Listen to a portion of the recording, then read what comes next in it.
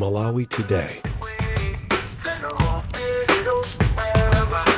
Nakuzani kuti pakhala ngati nanena afika akabambira jandikale sakutsika nkali galimoto iyi ikozokhala kuti ndi imene yanyamula mayi chilipo sikoneka choncho tikilikize posachedwa apa akamatsika galimoto imene iko mandangona sokulala kuti immediately afika pamene kufika ukusa akabamba kutsika nkali ya ngati mungonera kumene komanso kutimvera tikuyankhula kuchokera ku Bingu International Convention Center. Dr. Dalitso Kabambe ndome nakuzani kuti mayi chilima abwera afika pano tione pano mayi mere chilima kufika pano ndipo akafika alandiridwa ndi vice president adakuoneka osangalala akhangaabweranso ndi mwana abwera ndi mwana wawo mtsikana uja hayi avala bwino kwa basi mayi watizamikira machena Brian mayi wa machena ndithu pamene pokupatsana chanza ndithu ndi akabambi komanso mayi I think it ndithu kuchedwa ngalimoto muja akabambi amadikira ndithu mlendo le nakuzani mutsini mbere munekulakuti mutsini mbere ndoti koma unapanda mwana amenewa mkazi wa maremu mkazi wa maremu akweteka Brian ngatitani abiye na tatu ndi mkazi wa maremu Saulo Chilima amene anali chimene cha UTM kufika akoneka osangalala akumwetulira kwa basi kufika pamalo ano kuti akhale nawo pamwambo umenewu okhazikitsa ndithu mfundo zokopera anthu kuti adzavotere chipani cha UTM. Brian zimene zitu ndi zinthu zochititsa chidwi ngakhale nesi ndimayembekezera tione kuti chikuchitika ati tilowere bali zithunzi zimenezi zokufika ni kuchokera kuno ku Bingu International Convention Center. Tione kuti chikuchitika pano ndi chani. Dr. Dalitso Kabambe komanso mayi Kabambe akhala pansi akhangati afuna ajambulitse zithunzi. Mzanga ukuona chani timanena panja kuti zinthu zake azika ndithu mwina mwadongosolo pamenepa sindimadziwa poyamba kuti akonzera ndani koma apa ndi zomwe tikuona kuti pamenepa anakonzera mtsogoleri wa chipanichi kuti ajambulitsepo chithunzi mwina kwa ena mwe akungomvera pa wireless pamalo amenepo alembapo ndithu to welcome to the launch of the People's Manifesto, the third revolution. Mayi Kabambe amenyanso black wamphamvu black zinthu zikakhala bwino kumanena ndizija timanena kuti chifaino ne akuposerani ndi mkutali chazo timamingira ndangona mayi Mary Chilima ndangota basa mbuye ziko chifaino nakupopani koma naona aya njoka lusi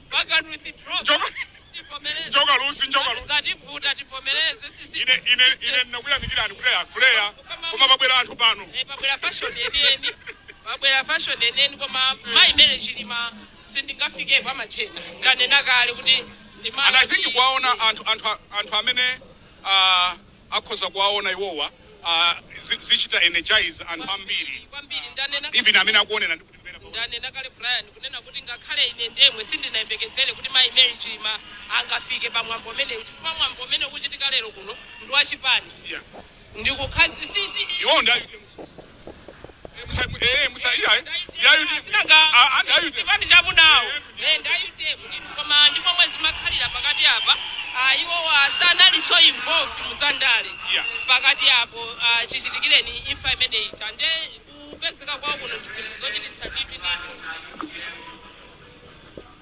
kupezeka kwawo kuno Brian ndi zinthu zochititsa chidwi ngakhale nane ndadabwa chifukwa sindimayembekeza kuti angapezeke malo ano komanso kwa anthu otsatira chipani cha UTM it's a plus ndiwo akupezeka malo amene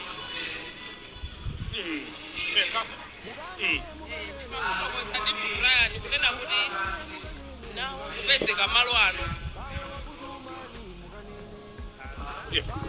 malo ano kwa mayi Mary Chilima Brian it's a plus to UTM chifukwa pakati ipo ndithu amakhala ngati sakumachitachita nawo zinthu zokhudza UTM pazifukwa ndithangwamvetsetsa ifa icha naliyoti inapweteka wina aliyense ndiye samakhala ndithu pafupi ndi ndi zinthu zochitika za chipani za UTM koma kupezeka kwa kuno plan nditha kunena pano kuti ku UTM it's a plus kwambiri. Andi naona mmene amalowa muno anthu anayimirira kumaso kuombera manja ambiri samayembekezera munthu amene akumutenga ngati mlendo olemekezeka kwambiri plan bwanji tapatsire tsopano zonsezi zikufikani kuchokera kuno ku Bingu International Convention Center.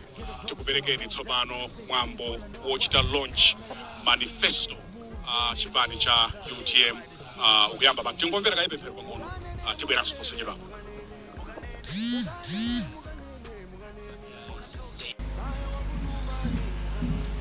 Zikomo kwambiri Honorable Zenengeya chifukwa cha pemphero lanu. Amayi abambo mabwana nonse amene mwafika nthawi ino, ndimafuna kuti program yathu mmene itayendere. Chipani cha UTM ndi chipani chimene chinayamba ndi mtsogoleri wathu malemu Dr. Saulos Klaus Chilima. Sitingakambe za UTM osakamba za malemu Achilima. So nthawi ino timafuna kuti tonse mu nthawi imeneyi tikumbukire mtsogoleri wathu.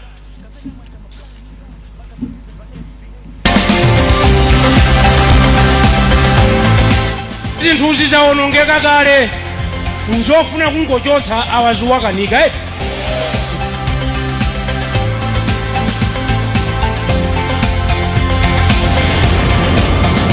katangale kuba zanyanya mdziko muno. Ndimafuna ndikumemeni nonse Amalawi amene muli pano amene mukutimvera. Ine pano chimene ndingapemphe ndichi, mwayi umene tili nawo pano mwina ndi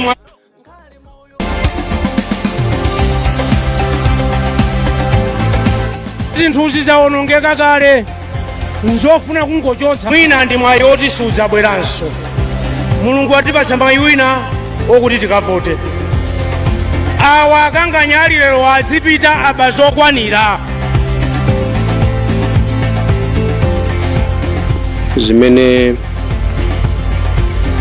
zinachitika. Chifukwa tidzapita ndithu munthu amene akupita, koma iyi ili apa UTM iyi ilipo mpaka na muyaya. Ichi ndi chipani cha anthu tonsefe, palibe mwini wake. Kutsogolo kuno akapezeka ena atsogolerenso nawo. Izi nzopatsirana relay race. Chimene chidakupangani kuti mujoine UTM pasikulo chomwecho chikulimbikitseni kupita kutsogolo. Malawi muno mukhalanso mtendere. Malawi muno sitiopa, ndipo ngati titafe tidafa chifukwa cha mbendera imeneyi. Sitikukuopani, sitifoka. Ndife Amalawi anatilanga ni Mulungu, mbendera yathu ndi imeneyi. Ambuye akudalitseni nonse. Ku Malawi kusintha, musaope, musakayike.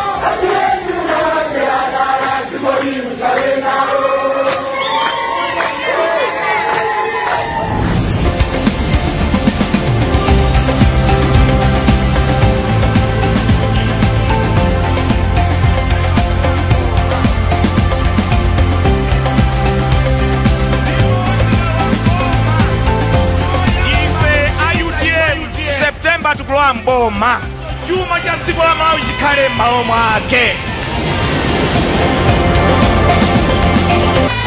Ndipo tikalowa mboma, choyamba kuchita ifa UTM kuchikonzanso chuma cha dziko la Malawi chikhale m'malo mwake.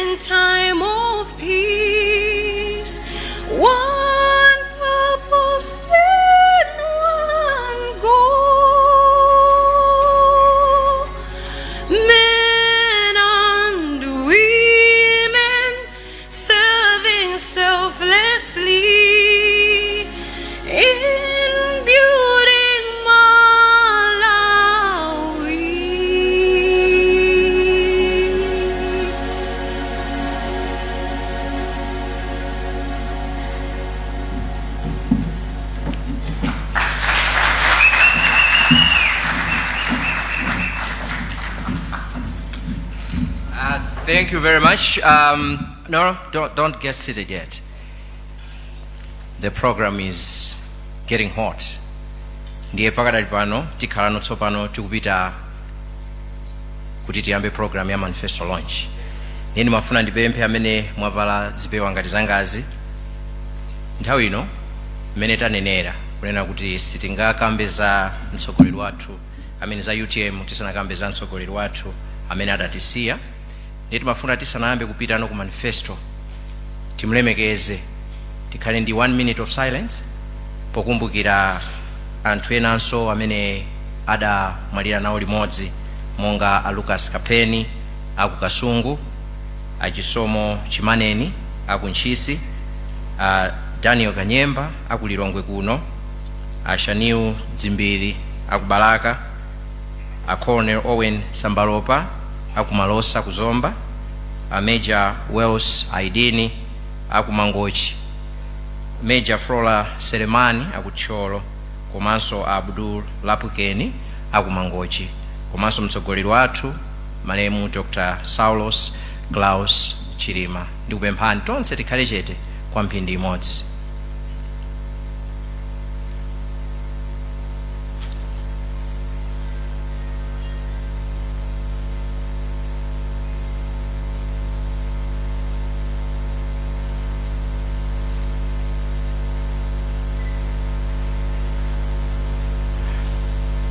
Mizimu yawo iwuse mumtendere. Amen. Tikhoza kukhala pansi. Amayi ndi abambo, tikulandireni madzulo ano. Mundilole ndilemekeze akuluakulu amene tili nawo pamalo pano. Choyamba tilemekeze a president athu Dr. Dalitso Kabambe, komanso mayi akunyumba Mai Bridget Kabambe amene akukhala first lady pa 16 September chaka chino. Mundilole mwapadera ndilemekeze Madam Chilima amene alemekeza mwambo uno. Mulandire ulemu wanu. Sanabwere okha, abweranso ndi mwana. Mulandirenso ulemu wanu. Ndipereke ulemu kwa Dr. Chikondi Mpokosa amene ndi Deputy President a chipani cha NDP. Ndiperekenso ulemu kwa a President a chipani cha PPM Amaki Katsonga Phiri amene tinawo pano. Mulandirenso ulemu wanu, komanso ma members onse a executive amene mwabwera nawo ku zipani zonse ziwiri zimene muli nafe pano. A Deputy President a chipani cha UTM Honorable Bulirani amene muli pano.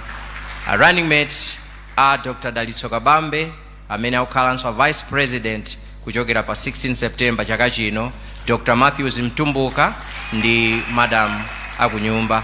Mundilolenso ndilemekeze a Secretary General a chipani cha UTM Honorable Willet Kalonga. Mulandire ulemu wanu. Ndiperekenso ulemu kwa ma advisor a President kuyambira ndi a Chief Advisor Honorable Kambala amene muli nafe limodzi, Honorable Patricia Kaliati amene muli pompano akweni, Honorable Mai Makuta ulemu wanu, komanso Dr. Chidanti Malunga mulandire ulemu wanu. Ndikachoka pamenepo chifukwa chokuti ma executive ndi ambiri ku chipani cha UTM ndingonena kuti nonse ma executive maulemu akhale m'malo mwake, ma vice president athu onse a chipani cha UTM, komanso alendo onse olemekezeka amene mwabwera kudzakhala nafe mulandire ulemu wanu.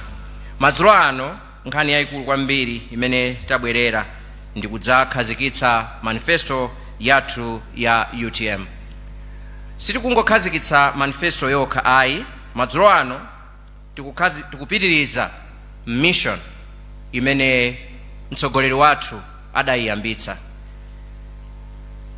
Manifesto imene tikukhazikitsa lero ikuyankha mafunso a Malawi.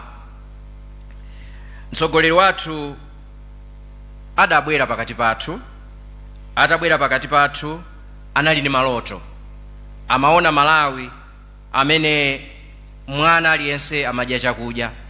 Amaona Malawi amene makolo anali ndi chikhulupiriro, chiyembekezo. Komanso amaona Malawi amene anthu amphamvu amatumikira anthu ochepa mphamvu. Maloto amenewa sadafe. Maloto amenewa anatisiyira, ndipo maloto amenewo ali ndi ifeyo. Ndi chifukwa chake lero ndifuna ndikupempheni kuti tonse pamodzi tinyamule maloto amenewa, kuti tsiku lina maloto amenewa adzakwaniritsidwe. Ndimafuna ndikupempheni ngati mukukhulupirira kunena kuti maloto a malemu Dr. Chilima adzakwaniritsidwa, inuyo mundivomereze ndikanena kuti UTM, inunso munene kuti UTM, munene mwamphamvu. Ndikanenanso UTM, inunso munene kuti UTM. Ndinena katatu, kenako tonse tidzanene kuti tsogolo lathu. UTM, UTM, UTM, UTM. Tonse tindi chikhulupiriro, si choncho? Mmene malemu Dr. Chilima amayimira munthu osauka wakumudzi, amayimira munthu wakutawuni, komanso amayimira a business olimbikira amene amakhala m'mizinda komanso m'midzi. Anthu osauka avutika kwa nthawi yayitali mdziko muno, amavutika pamene chuma mdziko muno tili nacho. Anthu amene ali opezako pang'ono amavutika chifukwa cha misonkho imene boma limatenga kwa iwo mosaganizira. Anthu achuma chambiri nawonso amaberedwa chifukwa cha katangale amene ali mdziko muno, komanso ndale zachibwana zimene zimachitika. Nkhondo iyi siyolimbana kuti olemera kulimbana ndi osauka, koma nkhondo iyi ndi ya tonse amalawi kulimbana ndi anthu akatangale amene akuba chuma cha dziko lino, anthu ambiri nkumasauka. Ndimafuna kuti tonsefe tikumbukire kuti pamene Dr. Saulos Claus Chilima ndege idasowa ku Chikangawa, dziko lonse linadikirira kuti lipeze chilungamo, koma chilungamo sichidabwere. Chilungamocho tikuchidikirabe mpaka na lero. Atibera ndalama zathu, atibera ntchito zathu, aba tsogolo la ana a dziko lino. Chiyembekezo chawo nkuganiza kuti ife tizikhala chete. Ndimafuna kuti abale anga madzulo ano, komanso amalawi kulikonse kumene mukuonera, tigwirizane chinthu chimodzi lero. Pempho lathu ife ngati a UTM amene tikufuna kupitiriza masomphenya a Dr. Saulos Claus Chilima, pempho lathu ndilonena kuti tisalole mwazi wawo kuti upite pachabe. Inu ndi ine tiyang'ane chilungamo pochokera pa voti yathu imene tikukaponya pa 16 September. Ndeni mafuna ndikufunseni, mwatopa ndi anthu akuba? Mwatopa ndi katangale? Mwatopa ndi umphawi? Ngati mwatopa ndi umphawi, kuyambira lero tonse tinyamuke. Amene muli m'maofesi mukugwira ntchito, musaonerere nkhondoyi, pitani kumudzi kwanu, kazindikiritseni anthu kuti masomphenya amene angathe kutukula dziko lino ndi okhawo amene Dr. Chilima adatisiyira mdziko muno. Nthawi ino ndimafuna kuti ndikuwuzeni tsopano za mtsogoleri wathu Dr. Kabambe. Komano tisanafike kumeneko, ndimafuna kuti muone kuti kodi UTM ikuganiza bwanji. Ingokulakwitsani mmene UTM ikuganizira, kodi dzikoli tikuliona bwanji. Third revolution.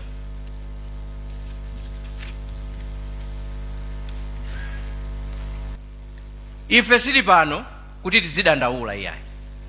Ifeyo tikufuna tikhale ndi chilimbikiro kuti timange Malawi. Malawi amene osauka akhoza kutukuka, Malawi amene anthu opezako bwino nawonso akhoza kukwera ndithu. Tikufuna Malawi amene achuma akhoza kulemera kwambiri, osaopa anthu akatangale. Dr. Dalitso Kabambe sakungoyima pa chisankho ayi, koma anyamula nyali imene adayatsa Dr. Chilima. Nyali imeneyo ndi imene anyamula Dr. Kabambe, nyali ya chilungamo, nyali yopereka mwayi kwa Malawi aliyense, nyali yoona kuti Malawi ndi watonse amene timakhala mdziko muno. Achilima akadakhala pano lero akananena mawu awa kuti musalire kundilirira ine, menyani nkhondo kumenyera Malawi amene ndinkamulota ine. Nkhondo imeneyi ifunika mtsogoleri ameneyo akhale mtsogoleri amene angayang'ane za Malawi aliyense, amene angamenye nkhondo kumenyera nkhondo Malawi aliyense, osauka, olemera, wakumpoto, wapakati, wakumwera komanso wakummawa, wankulu ngakhale wang'ono. Ameneyo General 1 akuyenera kukhala munthu amene angakonze chuma cha dziko lino, amene angapange ndale zabwino zokomera wina aliyense. General 1 akuyenera kukhala amene angatipatse ife chiyembekezo. Kodi ndi ndani amene atatitengere ife ku chipambano? Ndikufunseni madzulo ano, ndi ndani amene atatitengere ife ku chipambano? Dr. Dalitso Kabambe. Ndi ndani amene atatitengere ku chipambano? Dr. Dalitso Kabambe. Ladies and gentlemen, I now call upon Dr. Dalitso Kabambe to present to you what UTM has for Malawians. As he is coming, ndikhala ndikukuwuzani kuti kodi Dr. Kabambe ndi ndani? Ndi katswiri wa zachuma amene wagwira ntchito ndi maboma angapo, amene anagwira ndi Amuluzi, anagwira ndi Apingu, anagwira ndi Peter Mthalika, anagwiranso ndi Mai Joyce Banda. Katswiri wa zachuma amene angakonze chuma chino. Please welcome Dr. Dalitso Kabambe.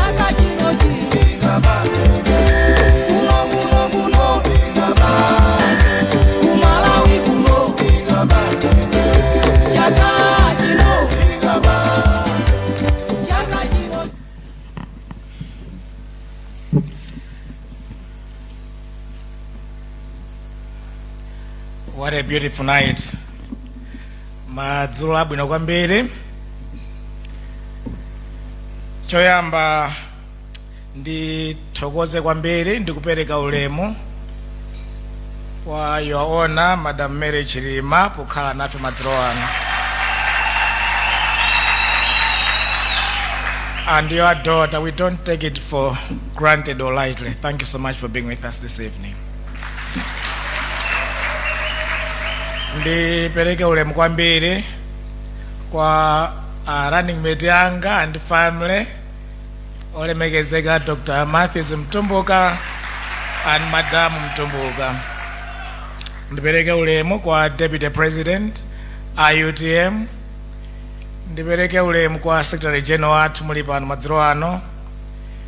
Ndipereke ulemu to our right honorable brother and the true friend, Right Honorable Mark Atsonga Phiri. Dzulo tinasaini an agreement kuti UTM ndi PPM tigwirira ntchito limodzi. Ndipereke ulemu kwa Dr. Mpokosa chifukwa chokhala nafe madzulo ano. Thank you so much, Doc. Ndipereke ulemu kwa ma Vice President athu onse amene muli pano, ulemu wanu ma VPs, ma advisors a President amene muli pano, komanso ena tonse azitsogolera chipani cha UTM. Moni nonse madzulo ano. Muli bwanji? Tikukumana madzulo ano, madzulo ofunikira kwambiri. Mmene tikukhala munomu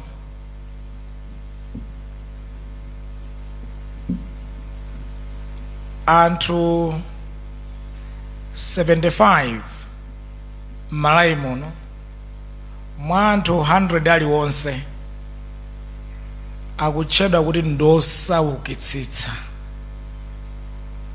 ndipo tikukhala muno dziko la Malawi ndi losaukitsitsa kwambiri pa dziko lonse lapansi. Chonsecho takhala ndi azitsogoleri mbuyo ntchito ya boma, ntchito ya zipani. Chipani chimapangidwa chipangira government affairs tsiku lina chilowe mboma, nde zipani zakhala zikulowa mboma zaka zonsezi. Koma mmene kukhala pano 2025 August anthu 75 mwa anthu 100 aliwonse m'Malawi muno ndosaukitsitsa. Dziko la Malawi ndi losauka kwambiri. Ineyo funso langa ndikumati ndi chipani chanji chalamulira mbuyo muno which has the guts kubweranso akufuna lamulira dziko lino. Mmene tikukhala muno anthu 91 m'Malawi muno mwa anthu 100 aliwonse alibe ntchito. Ndiye mbwera kudzatani? Mmene tikukhala muno chaka ndi chaka anthu 65 mwa anthu 100 aliwonse m'Malawi muno amakhala osowa zakudya chaka ndi chaka, kotero kuti ana onyenchera ndi oposa hafu ya ana onse mdziko lino. Chiwerengero chonse cha Malawi hafu ndi ofupika, chifukwa timene timakula tilibe zakudya zokwanira.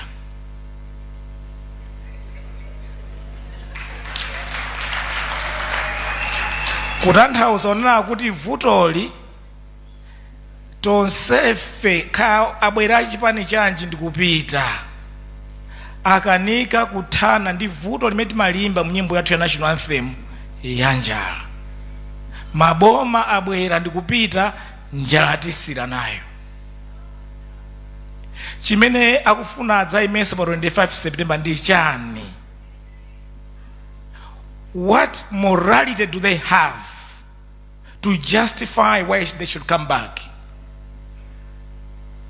Achinyamata athu akumaliza skulu alibe ntchito, chifukwa 91% ya Malawi ndi malova alibe ntchito.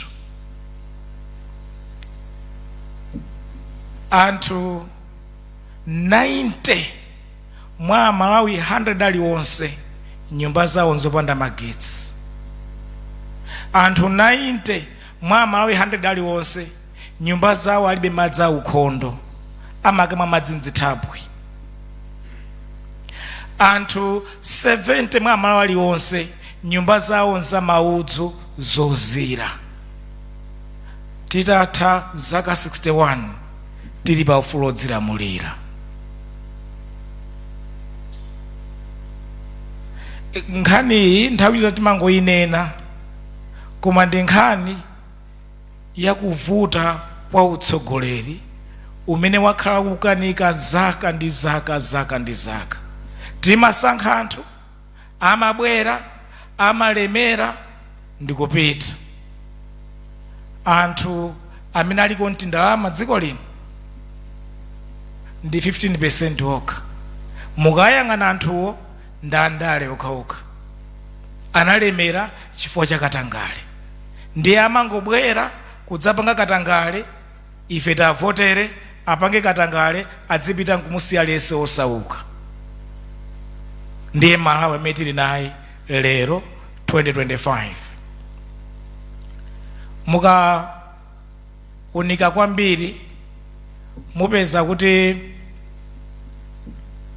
kuchokera 1964 mmene tinatenga ufulu odzilamulira kudzafika lero 2025, boma loyamba la Dr. Hastings Mzibanda lidachitapo chitukuko, zipatala, masukulu ndi zina zotero, koma mupeza kuti chitukuko chimene anapanga chija panali chifukwa chimodzi anapangira chitukuko, adabwereka ndalama zambiri ku maiko akunja, kotero kuti by 1994 ndalama zimene zinabwerekedwa zinali over 250% of GDP ya dziko lino, zinali zokwera kwambiri zimene azibwereka nthawi imeneyi. And alipo anthu ena amanena kuti adachita bwino, adachita bwino. Kuchita bwino kwake kunali kokhako kuti malemu Dr. Banda anazisankha ndale zawo, kuna kuti ndikhala oyanjana ndi azungu, sindiyanjana ndi anzanga mu region muno. Poyanjana ndi azungu aja amapatsa ndalama zimene atukulira dziko lino ngati ma grants komanso ngongole. Mmene amatuluka mboma inde anapanga chitukuko, koma atatisira dzingongole zosati zamasewera. Mmene amatenga a president opuma His Excellency Dr. Bakiri Muluzi mu 1994 anapeza mavuto akuluakulu atatu dziko lino. Vuto loyamba limene alipeza ndilo nakuti ngongole zinali kuti zachuluka kwambiri dziko lino. Number 2, anapeza kwacha yathu itasokonekera kwambiri, chifukwa kamuzu adayigwira kwacha kuisiya pa $1 equals 1 kwacha, pamene sizena kukhala chonchoyi. Ndiye anayisiya ndalama ija pamene paja amayenera akonze zimene zija. Komanso makampani ambiri aboma munali katangale woopsa, ndiye makampani aja osamalowa pansi, ndiye panali zimakampani zambiri zimene zimalowa pansi nthawi imene ija.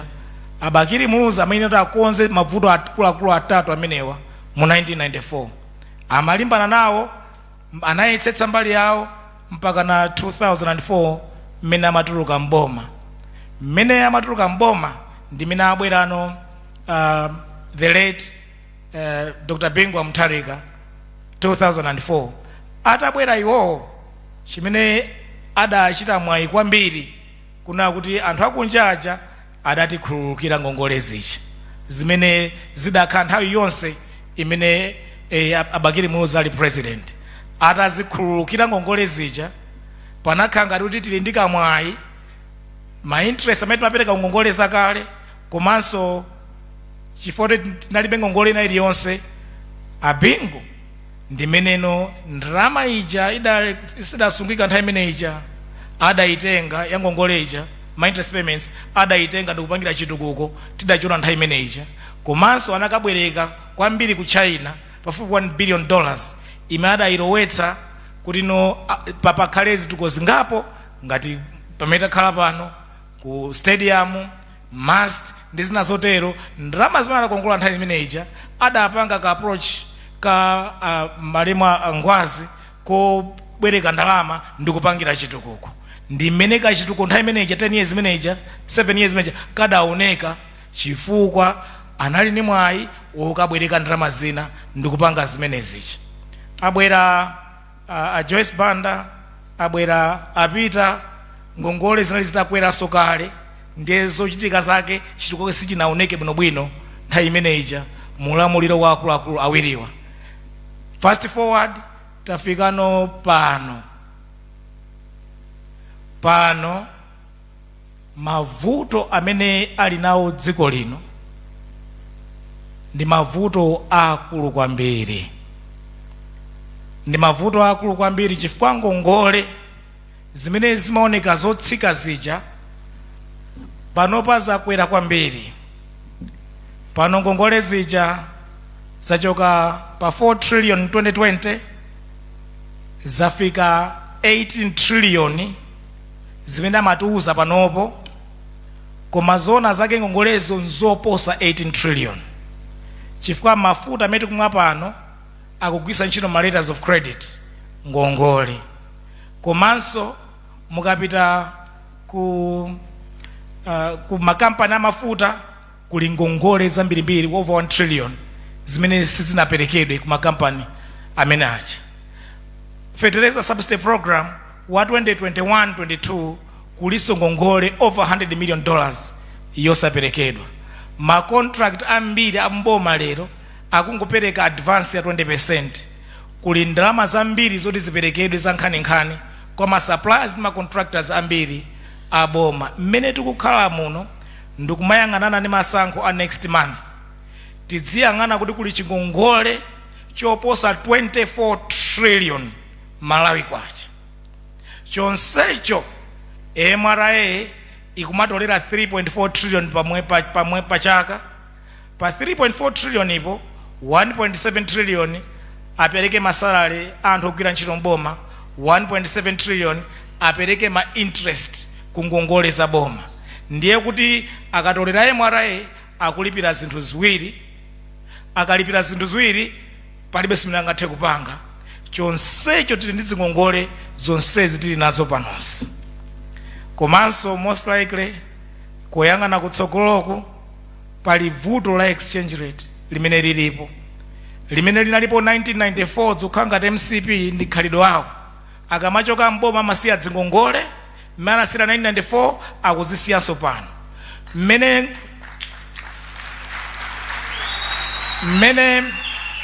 Mmene ndalama ya kwacha adayipangira fix 1994, 1 kwacha to $1, pamene imene akukhala around 15 kwacha to $1 nthawi imeneyo atayipanga fix, idavutitsa kuti abakiri muza ayikonze ndalama ija. Amene akulawa president pa 16 pano apezanso chimodzimodzi kuti ndalama Malawi kwacha ayipanga fix pa 1,700 kwacha, koma zona zake ili already around 5,000 kwacha on the parallel rate. Munthu akufunika apange that correction tikamabwera pa 16 September pano. Zimene azipanga nthawi imene zija na sokoniza nthawi imene zija azisokonizanso ngakhale panopo. Zona zake nzona kuti kunjaku forex kulibe, anthu akugona ma filling station, anthu akuvutika. Ndeti ndi chingongole chimenecho ma suppliers talipire, komanso ku exchange rate kuli mavuto ankhaninkhani ngati amene wawo. Komanso tikukhala muno pamene mitengo ya zinthu yakwera kwambiri. Mitengo ya zinthu yakwera kwambiri. Fetereza mmene amalowa president achakwera anali 18,000 kwacha pe 50 kg bag. Lero fetereza uja wafika 158,000 kwacha pe 50 kg bag. Imeri almost 844% rise, kukwera kwa 844%. Ndiye titatitapa saso president achakwera, fetereza akakwera chimodzimodzi ayandikira 1 million pe 50 kg bag. Akakutika kusantchito mulingo okhaokhawo. Mmene amalowa mboma achakwera, thumba la chimanga lili 6,000 kwacha.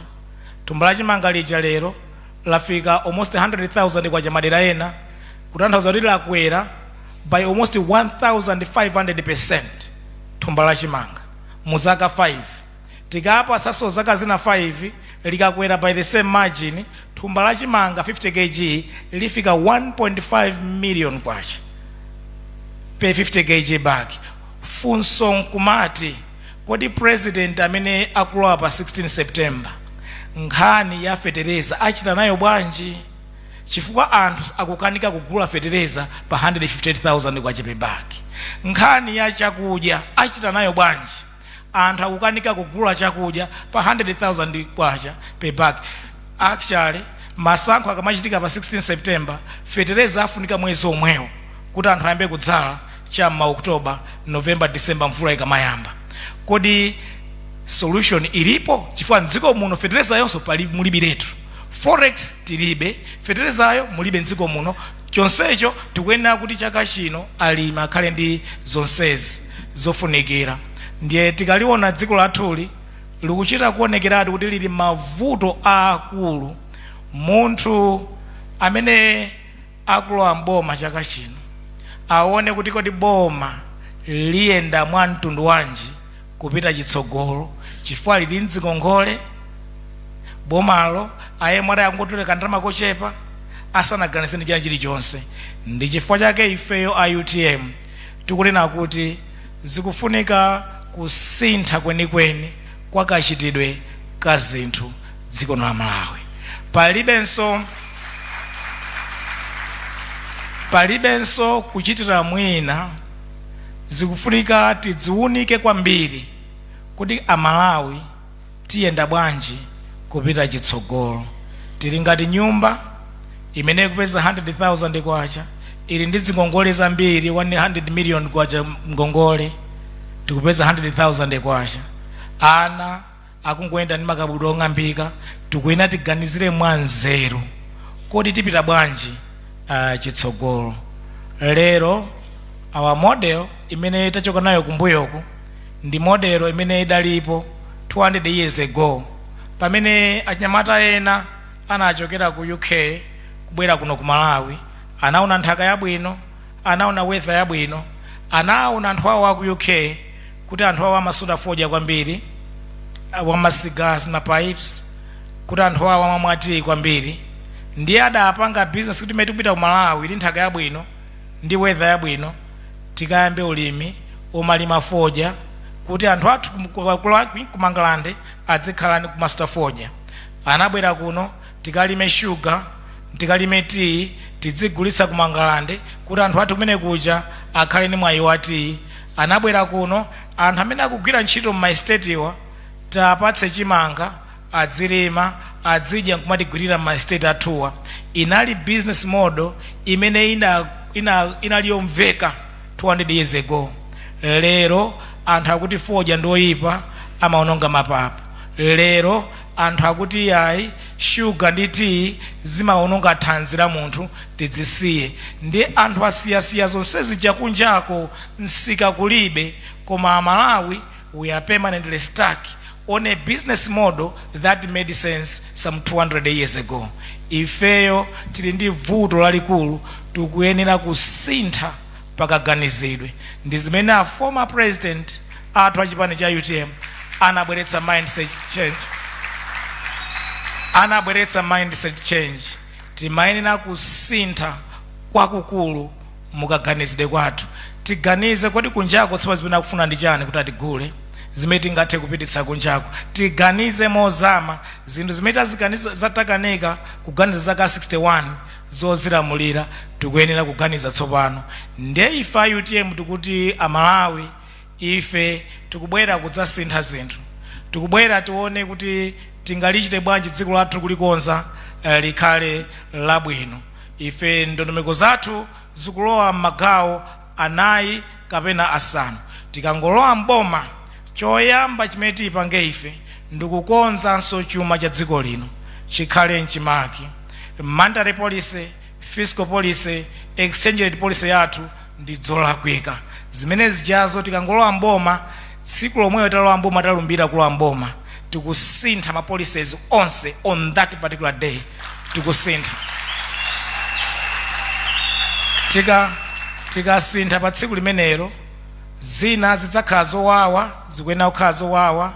Ma ministries tidzasintha, sakuyenera kupitira ministries 18. Ngati ma ministers apitira 18, sitingakhale ma ministers oposa 18, sitingakhale ma PS zoposa 18.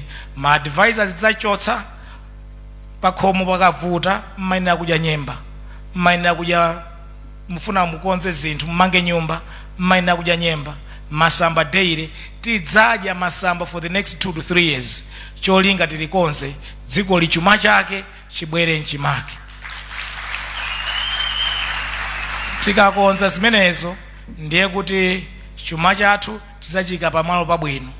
Chachiwiri tikuyenera kuti tidza from day one ma appointments athu onse tidzasankhe on merit. Chimene chakhala chikutivuta mbuyo monsemo, timangotengana kuti tawina ndife alomwe, basi tonse alomwe tidzadzane mboma.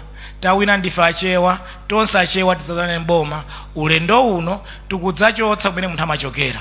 Sitikuyang'ana tumachokera kuti, tidzasiya from day one kufunsa inu machokera district yanji. Tidzangoyang'ana alise ngati Malawi.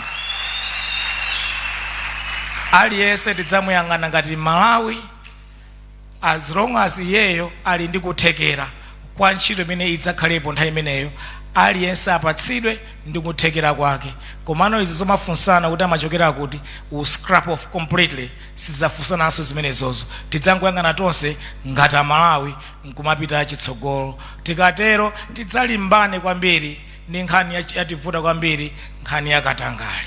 Nkhani yakatangale imene nthawi zambiri amapangana anthu andale, inu ndi ine ndife andale, tikubweretsa a different culture of politics in Malawi yosiyana natu ndi imene naliko mbuyo mosemu.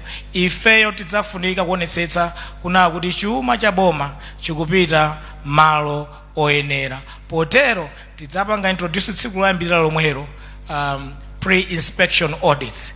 Chilichonse chisanalipiridwe mboma lonse, chisanalipiridwe ma auditors apange certify kuna kuti mtengo wakewo ndi umene ulili pansika, komanso apange certify njira yopezera contractor supplier inali yolondola yoyenera. Zimenezo from day one a president iso nda vice anga malinga ndi UTM tonse will be up and available for prosecution. Immunity ya president tidzayichotsa, aliyense should be prosecuted.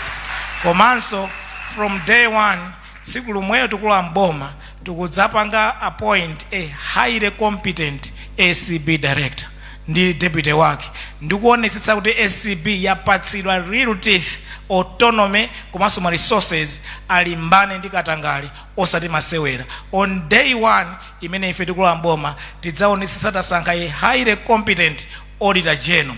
Auditor general tizamuuziratu achimwene mene mwatenga ntchitoyi tikufuna kuti within 3 months tipange audit state house, tipange audit ku police, tipange audit ku army, do an audit of the entire government machinery, forensic audits tipange establish any payment in the past 5 years zimene zinali above 5 million tizipange check. Today anthu akumalowa mboma ali galimoto imodzi, akumatuluka mwali gambo mbiri, nyumba imodzi, nyumba za mbiri.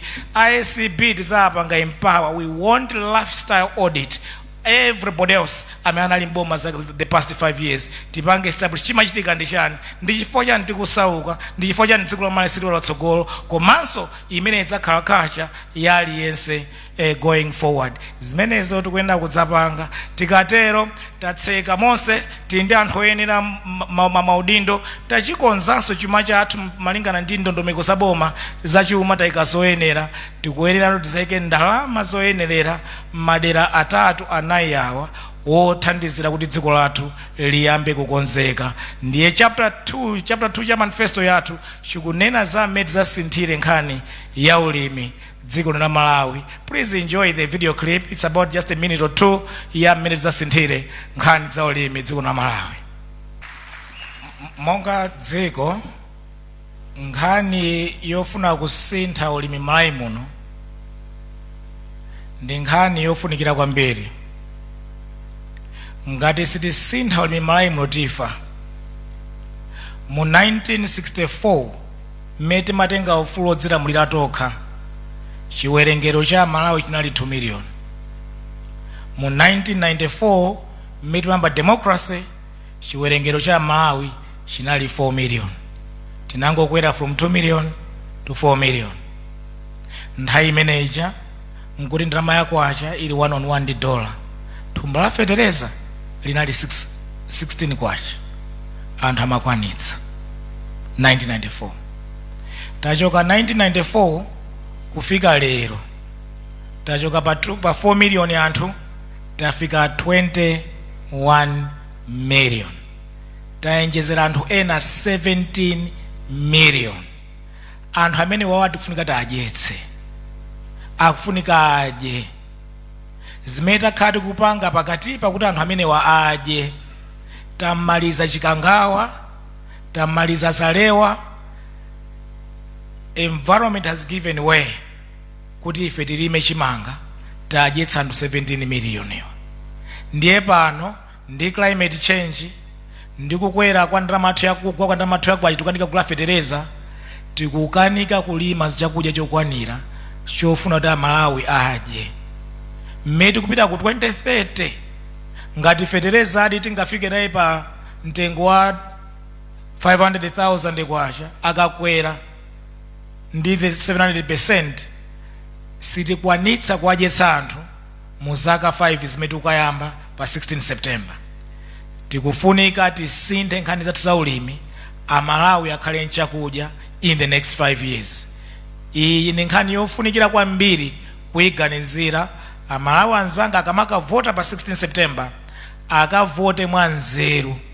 Kutsogoloko ena amwatemiki, ena adzipha chifukwa zakudya zasoweratu.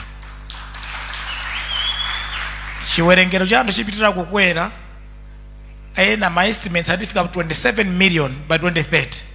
Kwa 27 million amene tifike by 2030 ewa adzadya chani? Nkhalango zonse tagwetsa, tapanga expand as much as we can. Uku ndikusintha kwenikweni kwa ntchito za ulimi dziko lino. Cholinga ndi growing population anthu adzakhale ndi chakudya. Clip yachiwiri ikuonetsa kusintha kwina kuti pambali pokonza sonkhani za ulimi tikuyenera tiyang'ane ntchito zina zimene zingatithandiza kutukula dziko la Malawi. Dziko la South Africa analipatsa golide, linatukuka ndi golide. Dziko la Botswana ukamatera ku Botswana, ukamapita ku Botswana lokongola anangolipatsa diamond okha, linatukuka ndi diamond.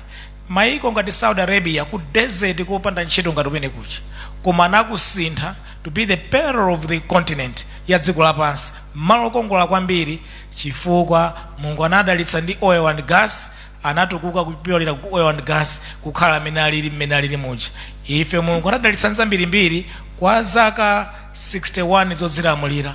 Atsogoleri abwera apita amangoyimba nyimbo, tipanga za migodi, tipanga za migodi, nkumabwera nkumapita, kumabwera nkumapita, kutisiya pona mgodi ndi umodzi omwe wosauka amene tililimu, pamene maiko anzathu ena onsewo odzungulira atukuka. Ifeyo a UTM tifuna tidzapange nkhani ya migodi a serious business from day one.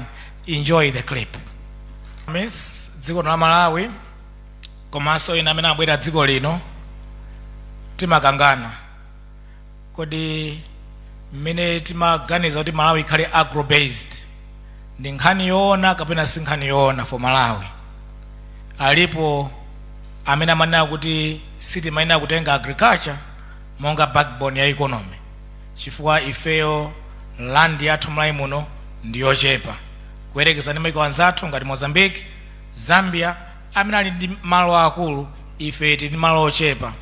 Komano ife ku Malawi kuno mupeza kuti chiwerengero chathu nchofanana ndi dziko la Zambia, ndiye kuti population density yathu Malawi muno ndi yayikulu. Chotero sitimayenera kukhala a labor based, a land based economy, koma timayenera kukhala a labor based economy. Ndi ma arguments amene ma economists amakhala nawo. Chotero ifa UTM tikunena kuti timayenera kupanga combine, mmene tikupanga nkhani za ulimi, nkhani za migodi and all other natural resources, tipange combine kuti Malawi muno tili ndi youth barge, Mulungu anatidalitsa, tili ndi anthu anyonga amene angathe kugwira ntchito 24/7. After all, 75% ya amalawi dziko lino ali below the age of 35. Anthu anyonga zawo, amphamvu zawo, lero akumangopita ku South Africa, apita maiko ena kugwira ntchito migodi ya kumene kuja ku Israel kwina kotero, malo moti akanagwira ntchito dziko lino, alithandize dziko lino litukuke. Mu zaka 5 zikubwera za UTM's tifuna tiyang'ane kwambiri nkhani ya zopangapanga. Malo moti ife tidzingodalira masopo, sugar ndi zote zochokera kunja, ifeyo zili zonse za dziko lino zimene tikuzifuna ife tidzipanga mdziko momwe muno, kandi zovala, kandi ma lotions, kandi masopo, kandi ma light gadgets, ma phone, tipite mpaka na heavy gadgets, magali moto ndi zotero, electronic and so forth, tidzipanga dziko lomwe lino. Tikangopeza technology ija tiyibweretse tidzipanga dziko lomwe lino. Enjoy the clip last but one yokhuzana ndi technology manufacturing ya zinthu zimene ife tifuna achinyamata athu adzapezemo ntchito. Zaulimi amalawi ambe kudya katatu. Tikakonza ntchito za mafakitare ndi migodi, amalawi apeze ntchito. Tikufunikanso kuti business tizazikonze. So this is the last clip, ndisapange ndibotha kwambiri. Last clip yongonera kuti ma business tidzawasintha bwanji if UTM adzakhale kuti wonse akukwera ndi kupita patsogolo.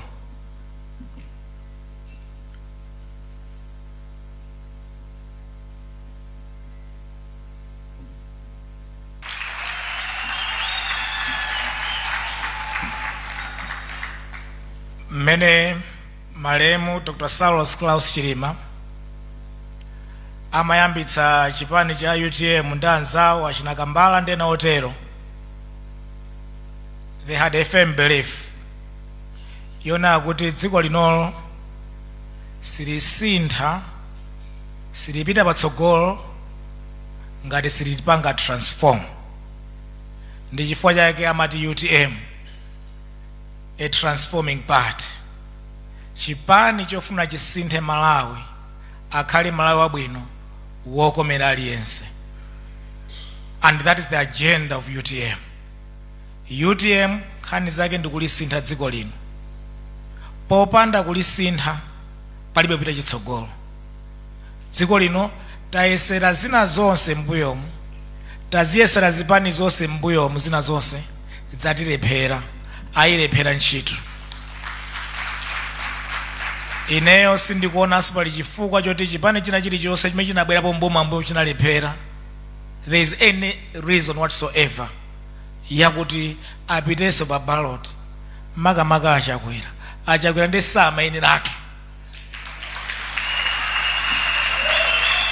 Chifukwa monga munthu amene anapanga za ubusa adanenanso okha, Amalawi ndife mboni, ndikalephera kupanga deliver in 2 years ndidzatula pansi udindo wanga. Akanakhala munthu wopemphera woona mtima akanakhala atula pansi udindo. Ndipo samayenera, he does not have any moral reason to stand again this time around.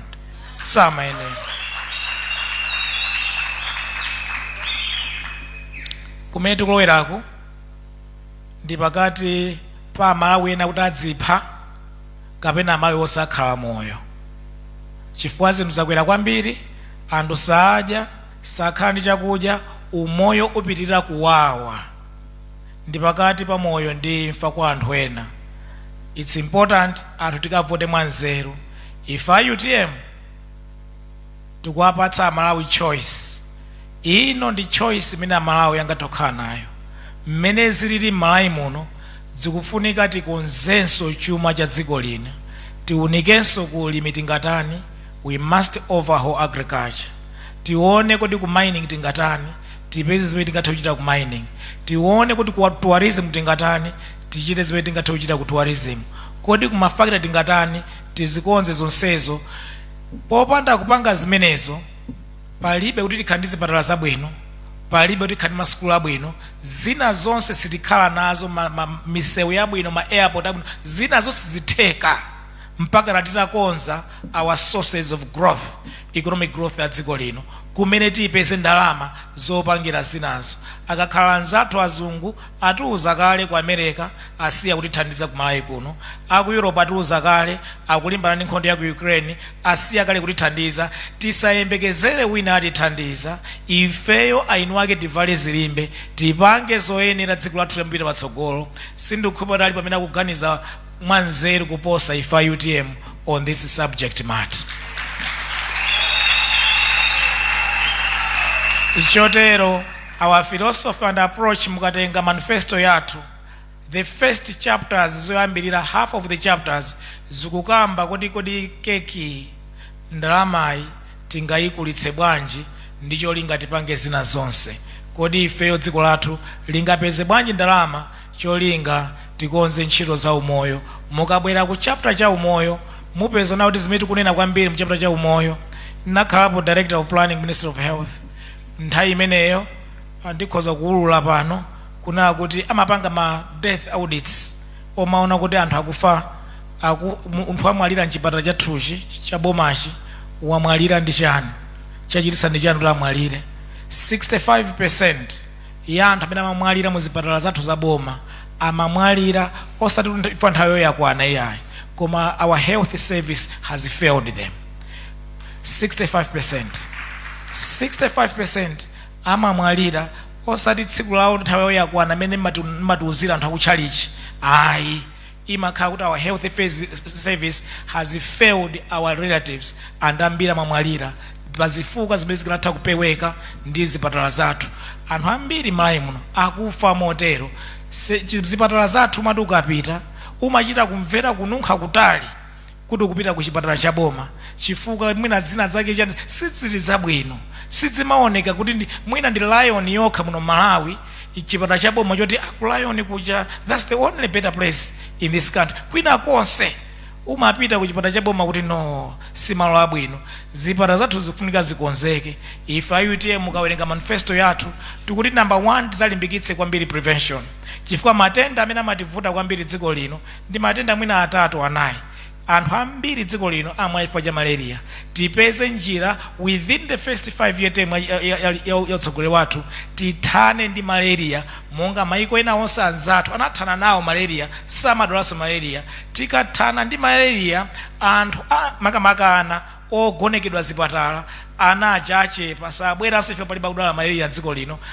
Madokotala athu apepukidwa, mabedi azipezeka oti anthu adzigula. Tithane ndi malaria, tipangenso manage ma lifestyle diseases ena amene tili nawo dziko lino. Tikapanga manage and prevent those ones, zipezeka kuti zipatala zathu mwayera kwambiri, anthu mulibemo monga mmene mayerera nthawi ya dzuwa, kuyerekeza nthawi ya dzuwa mmadzaza, nthawi ya mvula kumadzaza patient ya malaria. Tikakonza zimene zija ndiye kuti ndalama zimene tizipitisa ku nkhani ya umoyo ziyamba kukwanira, kugwira ntchito yokwanira. Komanso tikayenjezera tipezeka kuti takonza bwinobwino za umoyo dziko lino kukhala zabwino. That's our key manifesto point, yoti tilimbane kwambiri ndi prevention as we finance the health sector, ithandizire zina zonse Amalawi akhale ndi umoyo wabwino. And finally for me, nkhani ya maphunziro.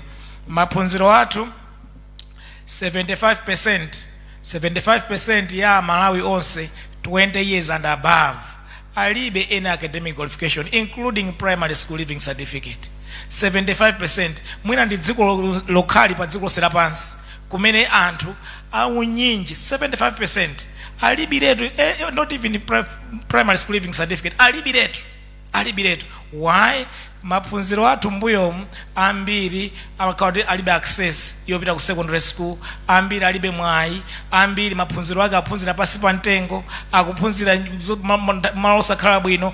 Mapeto ake ana athu ndi anthu ambiri dziko lino akanika kuphunzira sukulu za Chimalawi. Sukulu zathu zikufunika serious investment kuti tikhale ndi mbado wa anthu ophunzira bwino, ma scientists, ma engineers ndi ena onse amene tingafune, apange za ku mining, apange za kwina konse ku manufacturing, konse kuja tikufunika anthu otswirika ophunzira bwino zosiyana-siyana. Koma kuti tikwanitse zonse zija pamene 75% ya population yathu ili below 35 years of age, zikufunika kuti tike ndalama zambiri ku maphunziro. Ndicho linga tipange improve access, komanso tipange improve quality of education ya anthu. Tidzafanana ndipo ndi maiko anzathu amene aliyense above the age of 20 a minimum of a degree alinayo and akutha kupanga contribute positively to the development of their nation.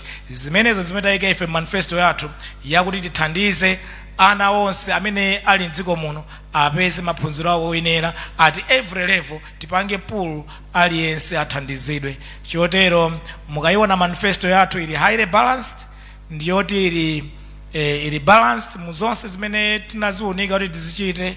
Ena mwina nkumana kuti ndalama zonsezi 500 billion mudzayitenga kuti mudzatani, masabu ake ndi osavuta chifukwa ife tayikaso chapter chokonzanso ntchito zaboma up and down kuti tizika ndalama zambiri kumidzi kumakhonsolo a dziko lino. 100 billion kwacha pachaka, tikayika 100 billion kwacha pachaka ija ikumakwana 2.9 trillion. Tikayika 500 billion kwacha kwa agriculture, 500 billion kwacha ku migodi, 500 billion kwacha ku ntchito za mafactory, 500 billion kwacha ku ntchito za tourism, imenenso ndi 2 trillion. Ndiye mukatenga 2.9 trillion ya kumakhonsolo, 2 trillion ya kuma specific sectors, total ndi 4.9 trillion. Budget ya chaka chino ndi 8 trillion.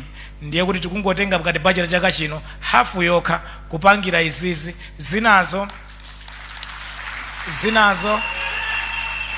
tikupangira zinthu zina zosiyana-siyana, komano at the end of the day tidzapezeka kuti muiye 1 chaka choyamba cha UTM takonzanso ntchito za ulimi, tayamba kudya katatu, takonzanso ntchito za mafactory, achinyamata wonse akungoyenda abused by politicians, azimayi amene they are being abused by azibambo who are taking advantage of their vulnerability. Aliyense akhala empowered, akhala pa ntchito yake yabwino, kumalandira salary yabwino, and everybody else is going to live a decent life. Umati ukamatera dziko lino la Malawi, kaya kutera kuchireka, kaya kutera kulilongwe, chaka chinocho ukhangati kutera ku desert, kuyang'ana dziko lomvesa chisoni, pamene ukamatera maiko ena umachita kuona kusiyana kwambiri kuti maiko anzathuwa atukuka, and yet Mulungu adatipatsa zilizonse zimene ife tinatha kutukuka nazo in abundance. Koma chativuta mu zaka zonsezi ndi utsogoleri wativuta, utsogoleri odzikonda, utsogoleri ongodyetsa mimba zathu zokha, osayang'ana the greater good ya dziko. Ineyo ndifuna ndapempha Malawi lero madzulo ano kuna kuti sizoona anthu amene anabwera pambuyomu alephera mukavoterese pa 16 September. It doesn't make sense. Vuto limene limakhalapo ndoti anzathu andale amatenga advantage ya anthu kuti ayayi poti ineyo andivoterabe because of their ignorance, kuti sakudza kuti ndife olephera, amationa ngati tikanamiza kuti yayi mavuto wachifukwa cha ku Ukraine, mavuto wachifukwa cha kuti ativoterabe chifukwa tanamiza. Then we take advantage of that, ndikumapitisa kuanamiza anthu mativotera. Komano pa 16 September ndifuna ndapemphe ndikuamema Amalawi tikavote mwanzeru, tikavotere UTM ifuna izasinthe Malawi, akhale Malawi wabwino, Malawi wokomera wena aliyense, Malawi dziko limene aliyense angathe kulitchula kwawo kumene dzikolo likutukuka. Ndikunyadira kwambiri chifukwa chondimvetsera, ndatenga nthawi yayitali, but I need to do that. Thank you so much, and may God bless you. Thank you so much.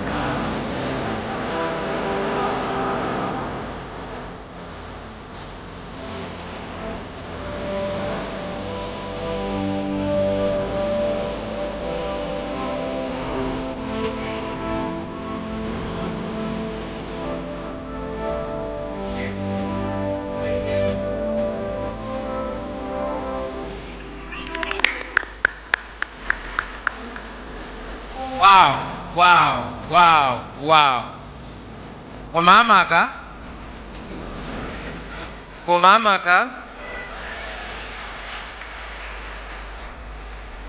Thank you, Excellency, for such a powerful,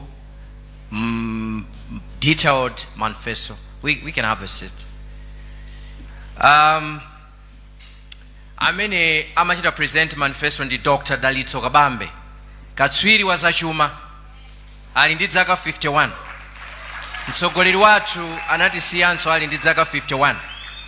Mtsogoleri wathu wa Dr. Saulo Silima analinso katswirinso wa zachuma. Abingu Amtalika analinso katswirinso wa zachuma. Nemukhoza kuona kuti akatswiri azachuma zinthu zamazitsata. Samawerenga atu apa ya. Amango yankhula kusonyeza kuti zinthu zakuzitani kodi. Agwira ntchito 25 years mboma. Kuti mumve zambiri za Dalitso Kabambe, mwafunse His Excellency Dr. Bakiri Muluzi akakuwuzani bwino. Mwafunse Her Excellency Dr. Joyce Banda akakuwuzani bwino za Dr. Dalitso Kabambe. Komanso mukapita ukafunsa Professor Arthur Peter Mutharika akakuwuzaninso kuti kodi Akabambe ndi ndani, kuti mukhale ndi umboni odziwa chimene Akabambe ali. A president mene mayankhula mene machita makamba za manifesto ni mayang'ana pa social media, anthu ena amadandaula za alliance, mpaka na tumamva anthu akufunsa kuti mwapanga alliance ndikuze na Malawi, UTMC napanga alliance. Dr. Kabambe akhala pa ballot paper pa 16 September.